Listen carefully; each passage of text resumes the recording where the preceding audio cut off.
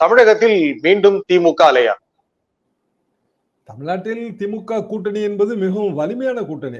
பல கட்சிகள் சேர்ந்தது. ஒவ்வொரு பகுதியிலும் வெவ்வேறு வகையான அந்த பொலிட்டிக்கல் அல்காரிதம் அது கொடுக்குது. இப்போ கோயம்புத்தூர்னு எடுத்தீங்கன்னா, அது தொழிலாளர் ஓட்டு வங்கி, அது சிபிஎம் ஓட்டு வங்கி, சிபிஐ, சிபிஎம் ஓட்டு வங்கி, அது திமுக அணிக்கு கை கொடுக்கும்.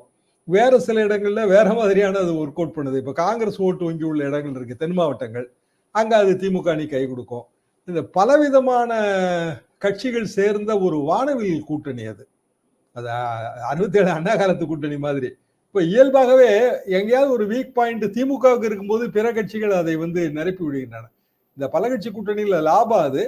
நஷ்டம் எதுன்னா கூட்டணி கட்சிகளோட புல்ஸ் அண்ட் பிரஷர்ஸ், தொகுதிகளை கேட்டு போராடுவது, அப்புறம் கடைசி நேரத்துல நிர்பந்தங்கள்.